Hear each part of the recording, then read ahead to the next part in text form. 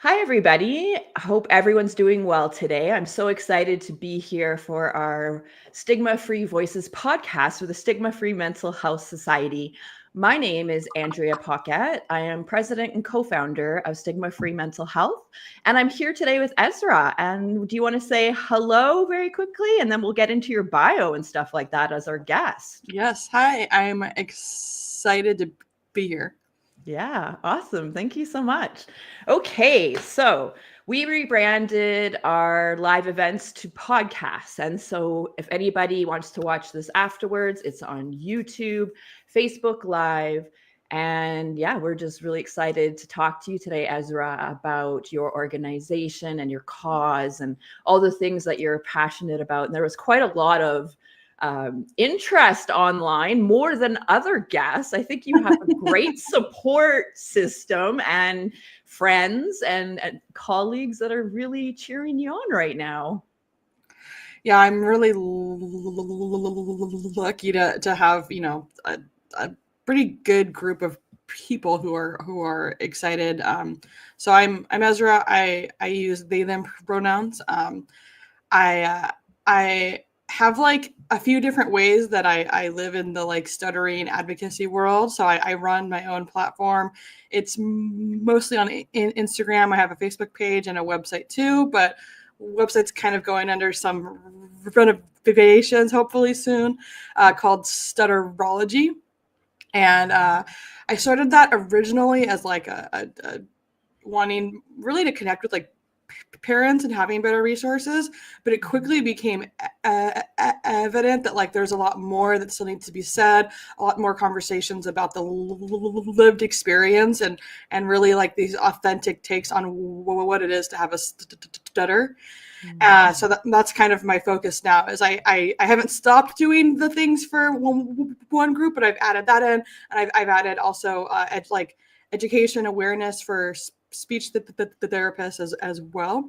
Yeah. And that's been really great. Some of my biggest supporters are actually non-stuttering speech therapists who Mhm. know how important it is for this narrative. Yeah. And then I'm also co-chair of a board for a nonprofit called Base.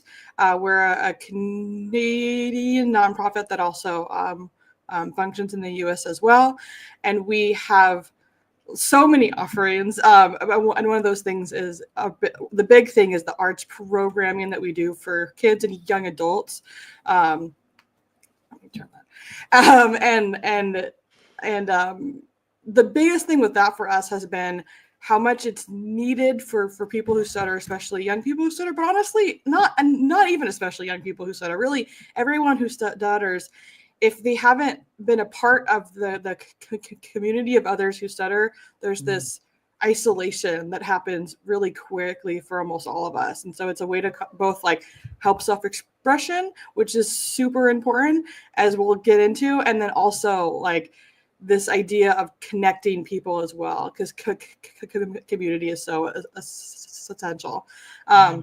I've been part of different stuttering nonprofits for the last 11 years now, which is wild. I didn't find these organizations until post college.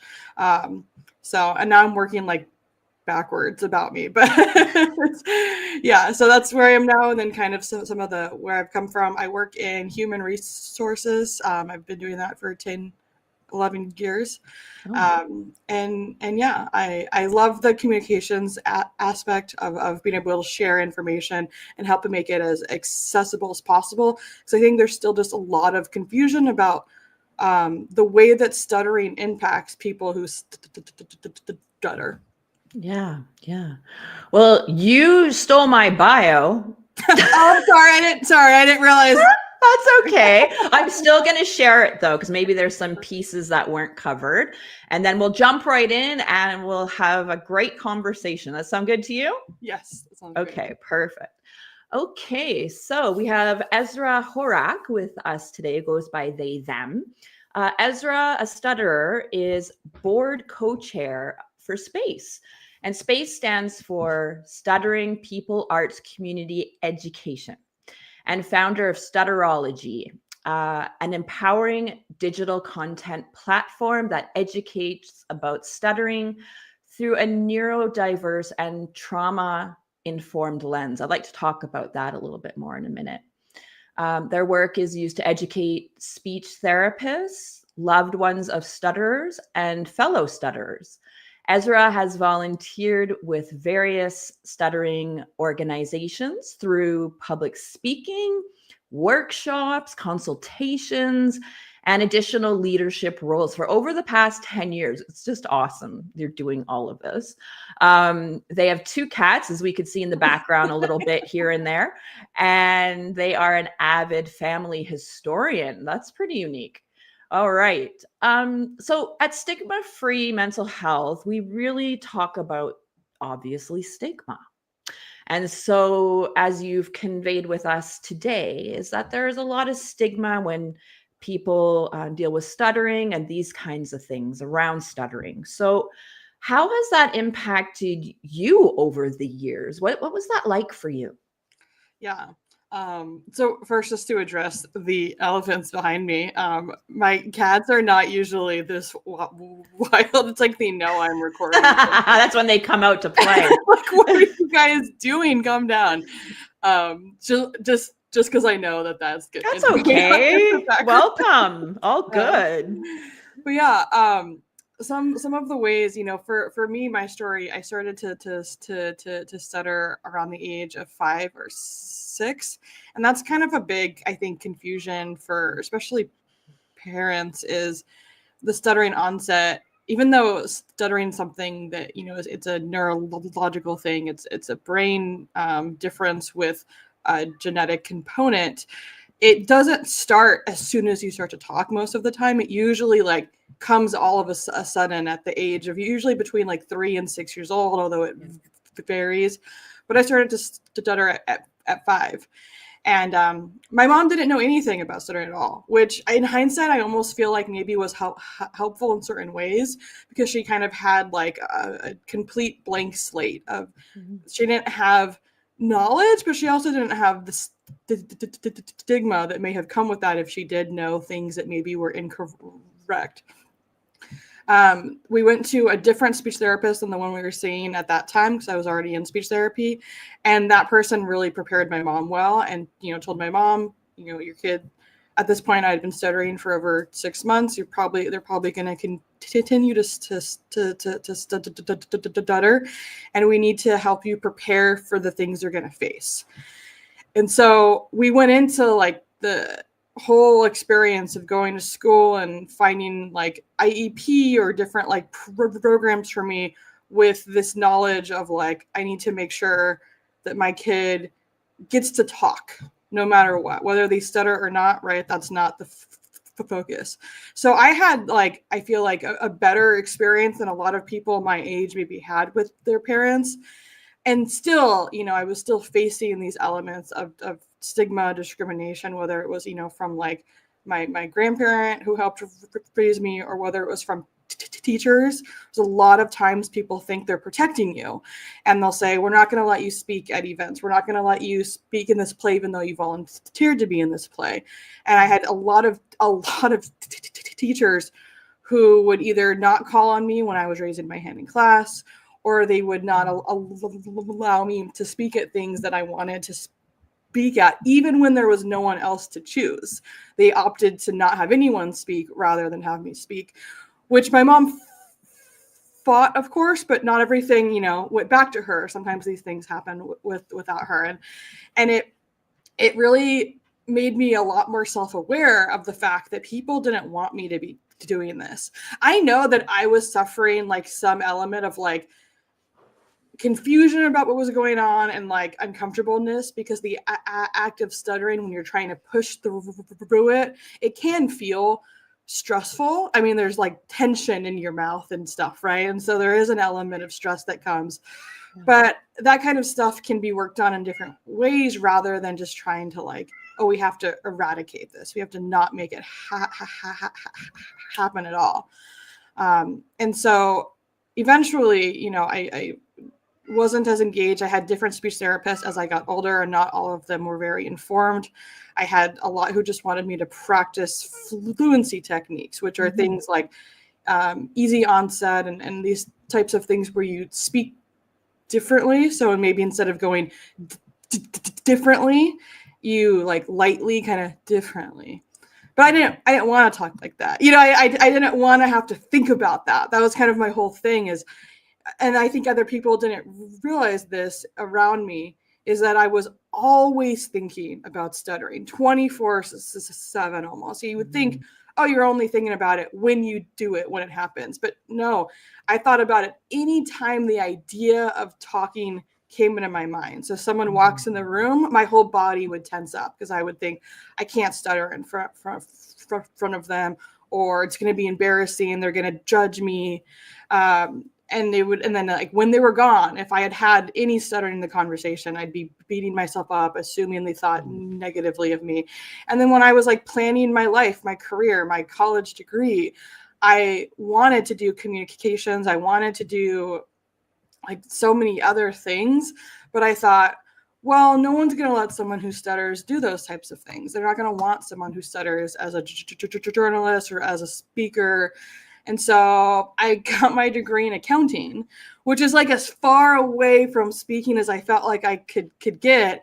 I do feel like sometimes it's almost like the joke is on you, because there's no such thing as a job where you don't speak at all, right? And that's kind of where I was trying to go, because I was just so embarrassed, and I just assumed that no one would want me to speak. So it wasn't even that I was acting out of a lot of my own shame, although I was. I think the thing that really impacted me was thinking that other people weren't going to give me the opportunities that I knew I maybe deserved, or that maybe even I thought that I should have. But I was pretty jaded, just lots of minor interactions in high school from like different people and teachers that add up over time. So even with like a stronger foundation than maybe other people had, there was still a lot that played into it. And then there's all this anxiety that comes. There's a helplessness that can come as well, and a lot of like false narratives that would create. I didn't know I had ADHD then. I wasn't diagnosed till I was 30, and so that also played an element into all of this. I was a little, I think, extra sensitive of rejection, and the way that played out was me deciding I didn't even want to do like writing communications, even though I was a good writer, because it felt too close to what I really wanted to do. And I didn't want to be reminded of that. Yeah. And so I was really trying to escape this feeling of rejection that I was afraid of all the time. How did it affect your mental health? Yeah. It was really rough. And I don't think it's interesting to me, because I have people I'm close to that I was close to in high school, and this is in the 2000s. And they knew that stuttering was impacting me, but I never talked to them about it. And I talked to people about everything. I was very open about all my other pain and stuff, but I never shared. So it was very isolating in that way. And it caused a lot of like this circular thinking as well with my anxiety, because I didn't have really very many people who were able to interrupt that or help prove me. I didn't see any representation, right, for the careers I wanted, those types of things. And so I was just able to be in my head and think, I can't do this. I can't do this. And my world, I remember reading a book in my early 20s about how anxiety is like your world becoming smaller every day, when you're growing up, your world should be enlarging every day and should be growing and expanding. And I really resonated with that feeling of shrinking and just constantly needing to get smaller and smaller and quieter all of the time. So that was the main way I think that it impacted me. I also think I probably showed some signs of depression and stuff, although that isn't like, it wasn't quite as obvious at that time. I think that happened more in my early 20s, which is why I kind of finally decided to reach out and find an organization as well. I know I had a lot of anger and resentment, and that really, I think, impacts the way we see the world. In just ways that are like really hard to define. Yeah, 100%. Did your friends support you in any way that maybe someone watching could be like, well, I can support someone who deals with stuttering as an example? Was there anything helpful? Yeah, I mean, in hindsight, I think a lot of my friends were really great. They kind of just picked up like what they were supposed to do based on like what didn't work, you know? So if they filled my sentence in while I was stuttering, they watched me shut down. And they were Mhm. like, oh, okay, not gonna do that anymore, right? Like, I had people ask me, which I do think is helpful because I liked to talk about it. Once someone mentioned it to me in a way that wasn't weird, right? That wasn't like teasing. That was like, hey, do you want me? I felt so much more comfortable. I like would feel myself relax in those Mm. moments, and it helped a lot. So I think one of the biggest thing is just like giving people the time that it takes. Trying not to like jump in and fill things Mm. in and stuff like that, you know, unless someone asks for that. There are people who would say, you know, yeah, I want someone, especially in moments where maybe there's a time crunch or something. So I Right. think being able to ask about it, I actually had a high schooler reach out to me on the Stutterology account because I had done a reel where I was just saying like, if you stutter, your voice is worth listening to. And he Mm. reached out to me to tell me that his friend had been bullied that day and he didn't know what to do. And so I'm getting emotional. He sent him my video, and it was just this teenage boy who cares so much about his friend that he went online to find something that said, "You're worth it, and I know maybe you won't Aw, believe me, but yeah. maybe you'll believe someone else who stutters too." Um, and I thought that was beautiful. I don't even know what I would have done if someone had done that That for is beautiful. That lived experience connection, right? me. Yeah, and the fact that obviously you're a role model in a big way and an inspiration, and I love that story. I think it's Was great. special for sure. Yeah, and hearing those stories, I bet you they lift you right up. They do. Yeah. So what has surprised you in your advocacy journey?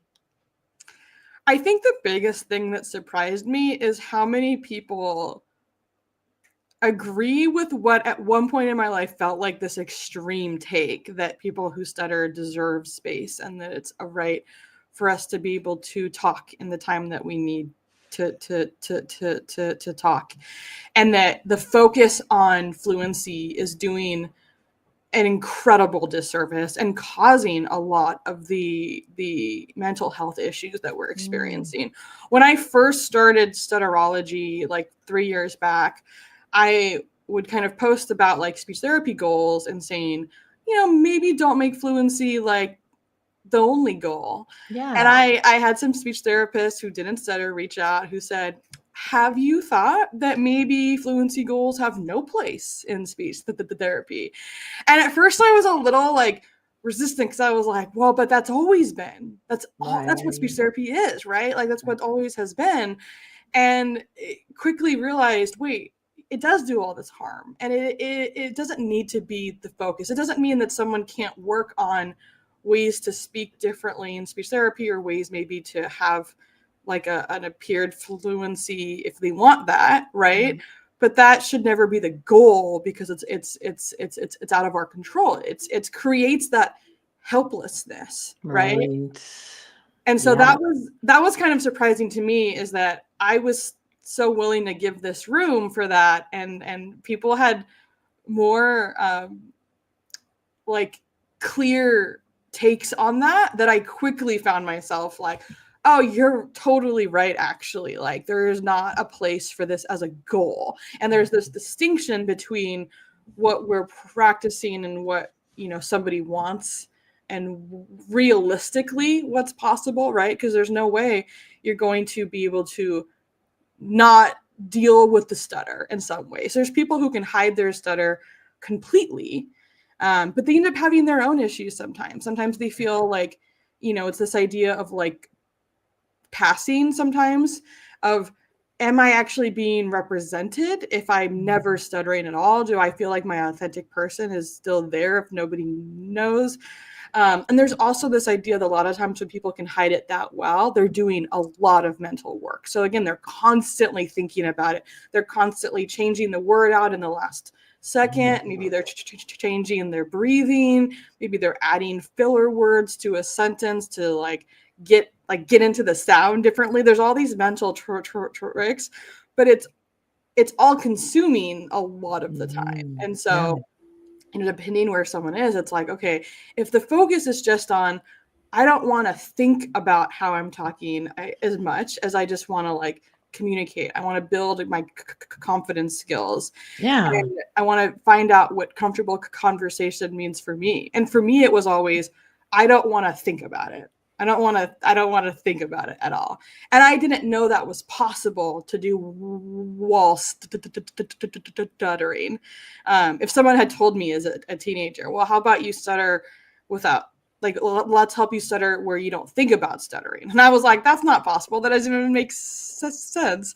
But now I do it every day. I stutter every day, and I think about it sometimes, and obviously with my advocacy account, I think about it more.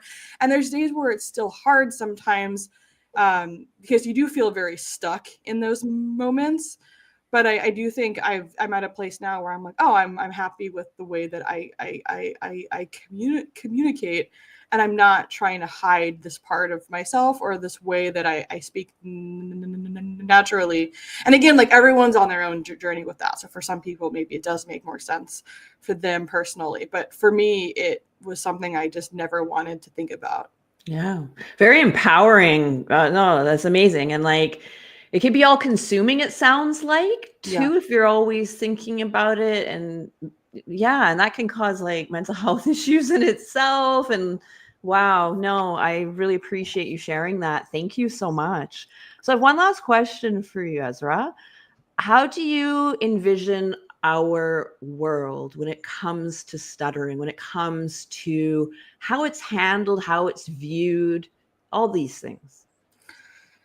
So I think that one of the things that has made real stuttering acceptance in our society hard, because what will happen a lot of the times is I'll go, me or one of my friends or someone will go out to eat, and we order. And when we order, someone maybe makes a comment about our stutter. Maybe they ask, did you forget your name? Or they mock it back at us or something like that. And you tell them, I have a stutter. And that person freaks out. They feel horrible. And they will drop what they're doing and come over and apologize. They'll it's this whole big thing, which is a lot to deal with in the moment, because you're like, I just told you I stutter. How you're responding to this is you know. And I'm used to people making awful comments. I wish I weren't, but I am. So I don't need this, I don't need you to lie on the ground and apologize like this. But a simple I'm sorry and we move on is usually sufficient. Yeah. But one of the things that stands out to me about that is that people don't recognize stuttering, and there's not an easy way to do that, because everyone who stutters sounds different. And even my stutter changes from word to word and moment to moment. Some people have blocks where there's just silence. Some people have more what we call secondary things. So maybe they'll blink a lot, or they'll tap their hand or things like that. There's all these different versions of that. And so you can't just say, be okay with stuttering, because at the end of the day, people have to recognize it first, or you have to disclose that. And my ultimate take is that you should never have to disclose a disability to be treated with respect, right? So what I wish, what I envision is a few things. One of those is more stuttering representation. So stuttering in the media, that's something we care about a lot with space, is putting stuttering out there in the forefront as a joyful thing too, as not just this cursed the water boy type of style of stuttering, or Adam Sandler has 3 different mentions of stuttering in films, and they're all the sense of feeling bad for the person who's the stutters, right? And not that, but something, because the community of people who stutter is joyful. I mean, not always, not every moment. Obviously, you're still dealing with stigma. There's still a lot of hardships, but there's also a lot of joy and happiness, and people need to see that. They need to be aware that it's not something to feel bad for someone for. It's just something about a person. So there's that. And then the other big thing for me is listening to people, and no matter what it is surprising to us about how they sound, we don't need to make comments about it. So an example of this for me, and it's hard because it's like I don't want to be political, but it's an easy example, is former President Joe Biden talks about his stutter as if it's something in the past.